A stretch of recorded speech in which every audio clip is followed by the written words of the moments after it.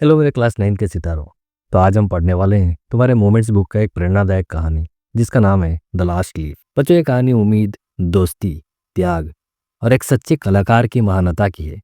तो चलो ये कहानी को शुरू करते हैं। सू और जॉन्सी, दो युवा कलाकार, एक पुराने मकान के तीसरी मंजिल पर बने एक छोटे से फ्लैट में साथ रहती थी। नवंबर का महीना था, ठंडी हवाएं चल रही थी और इसी दौरान जॉन्सी बहुत गंभीर रूप से बीमार पड़ जाती है। उसे निमोनिया हो जाता है। जॉन्सी दिन भर बिना हिले डुले बिस्तर पर पड़ी रहती थी। वो बस खिड़की से बाहर देखती रहती थी।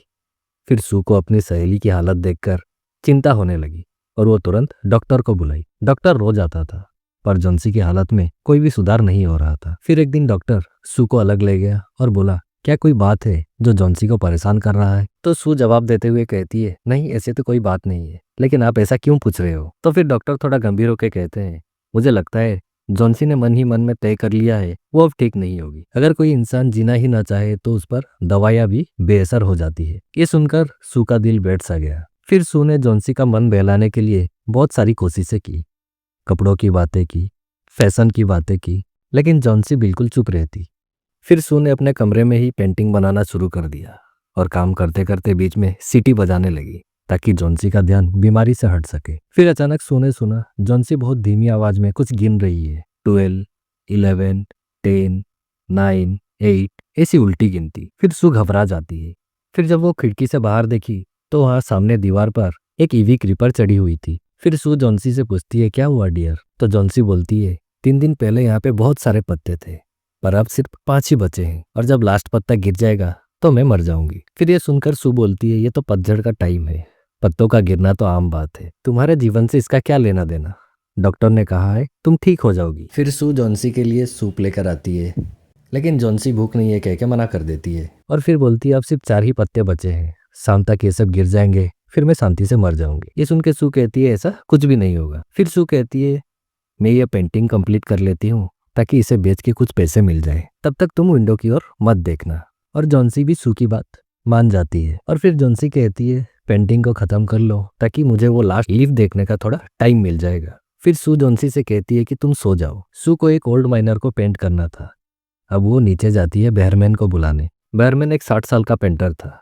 उसकी इच्छा थी एक मास्टरपीस बनाने की। सू बेयरमैन को जाके जॉन्सी की सारे बातें बताती है।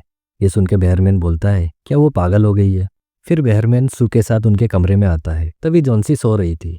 सू पर्दा हटा के देखती है, सिर्फ एक ही पत्ता बचा हुआ है। तेज बारिश और तेज हवा की वजह से वो पत्ता कभी भी टूट सकता था। बेयरमैन ये देख अपनी रूम में चला जाता है। फिर अगले दिन सुबह जॉन्सी उठ के सू को पर्दा हटाने को कहती है। फिर सू जब पर्दा हटाती है तो देखती है वो पत्ता वैसे ही पेड़ पर लगा हुआ है। ये देख के जॉन्सी बोलती है, कल इतने हवा पानी में भी ये पत्ता नहीं गिरा। फिर सू उसे समझाते हुए कहती है, अब तो तुम्हें कुछ नहीं होगा, अगर तुम्हें कुछ हुआ तो मैं तो अकेली हो जाऊंगी। जॉन्सी फिर हर एक घंटे में वो पत्ते को देखती थी पर वो पत्ता वैसे ही वहीं पे था।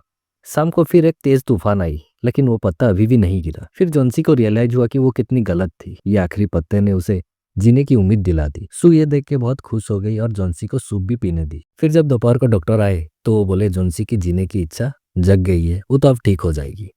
और फिर डॉक्टर बेयरमैन को चेक करने नीचे गए। बेयरमैन को भी निमोनिया हो गया था लेकिन उसके रिकवर होने की चांसेस बहुत कम थी।